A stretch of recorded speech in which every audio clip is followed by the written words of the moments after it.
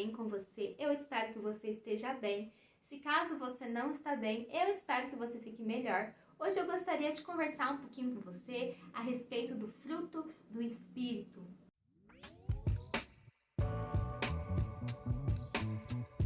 E para falar um pouco a respeito desse assunto, eu gostaria de ler o texto que trata a respeito do fruto do Espírito. Ele se encontra no livro de Gálatas, no capítulo 5, nos versículos 22 e 23, que diz assim: Mas o fruto do Espírito é amor, alegria, paz, longanimidade, benignidade, bondade, fidelidade, mansidão, domínio próprio. Então ele cita nove características que representam o fruto do Espírito Santo. Então, quando nós vemos a palavra fruto, significa que é algo que foi gerado, digamos assim, que de uma semente que começou a enraizar, a criar o caule, e do caule veio os galhos, e as folhas, e as flores, e então fruto.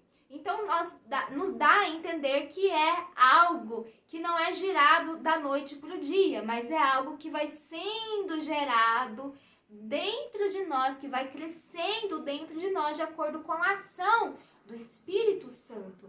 Quando nós tratamos, por exemplo, do amor, um dos personagens da Bíblia que é representado por essa palavra é o apóstolo João. Ele mesmo é considerado, como o apóstolo do amor, porque ele falou muito a respeito do amor ao longo das suas epístolas. Ele fala que Deus é amor, ele fala sobre amarmos os nossos irmãos. Então, ele foi um apóstolo que foi impactado pelo amor de Deus. E ele mesmo incentiva as pessoas tanto a amarem a Deus como a amarem no seu próximo.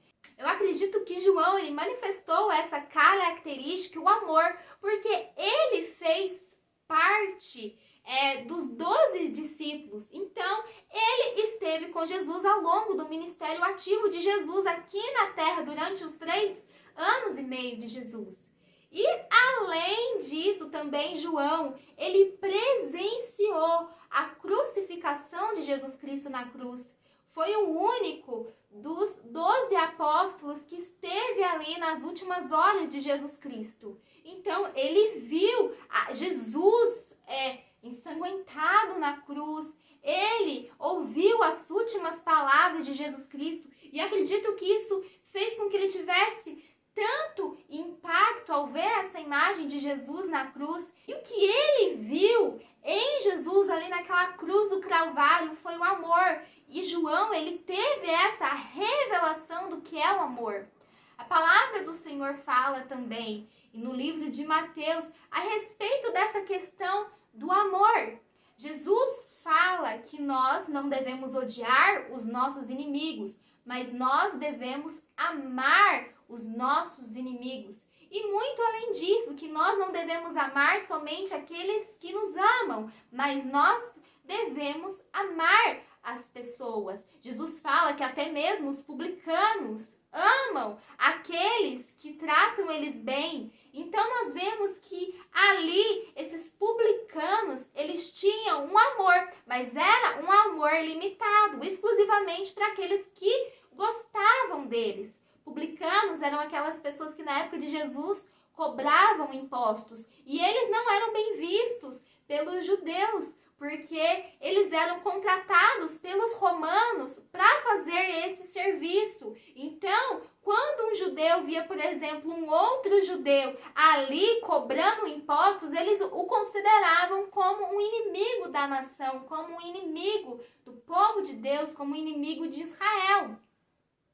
E nós vemos que para nós crescermos em amor, nós precisamos andar com aquele que é o amor, que é o Senhor. E nós precisamos permitir que o Espírito Santo opere em nós esse crescimento de amor. Até em uma das cartas de Paulo, ele exorta o povo, ele fala para o povo que eles devem se alargar em amor, que eles têm que aumentar o amor deles pelas pessoas. E ao longo da Bíblia, nós vemos também alguns personagens que são identificados por alguma característica que é neles predominante através da ação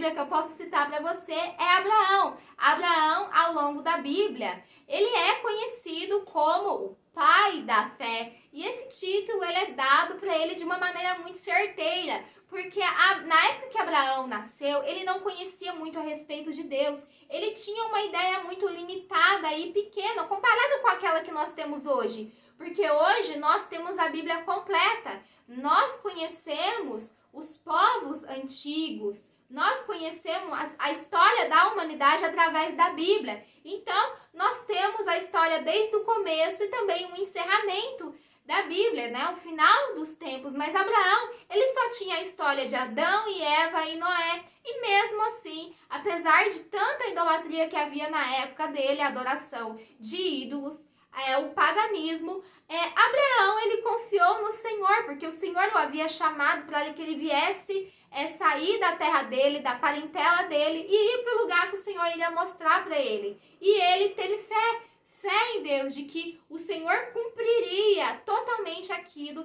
que ele havia oferecido para Abraão. Nós temos também outros personagens na Bíblia, como por exemplo Jó. Jó é conhecido pela sua paciência e nós sabemos que essa paciência foi gerada nele através do Espírito Santo. Ele passou por um período de uma longa aprovação em que ele perdeu seus 10 filhos, perdeu o seu gado, perdeu a sua saúde e nós vemos que apesar de todo esse processo em que Jó passou, ele permaneceu firme com o Senhor, ele permaneceu fiel e no final o Senhor o honrou, dando para ele o dobro daquilo que ele tinha e ainda ele foi pai, né, de mais 10 filhos. Também nós temos a história de Josué e nós o conhecemos como um homem corajoso.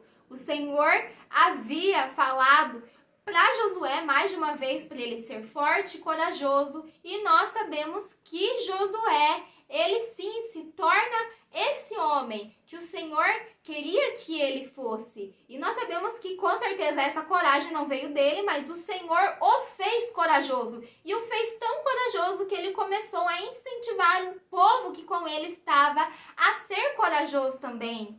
Logo, quando nós vemos todos esses exemplos, nós sabemos que o Espírito Santo pode gerar dentro de nós coisas semelhantes com o que ele gerou na vida desses homens, mulheres de Deus, e que nós precisamos estar disponíveis para que essas características do Espírito Santo venham crescer dentro de nós e abundar dentro de nós, para que, primeiro, nós não venhamos dar lugar à carne e às obras da carne, e para que nós venhamos sempre, nos parecer mais com Jesus Cristo e seguir o exemplo de Jesus e não nos amoldarmos segundo o mundo. É sobre isso que eu gostaria de conversar com você, sobre essa obra maravilhosa do Espírito Santo dentro de nós, ele que habita dentro de nós e nós somos templo do Espírito Santo e nós muitas vezes não estamos satisfeitos com quem nós somos no momento, mas nós podemos nos alegrar porque nós não somos quem nós éramos antes,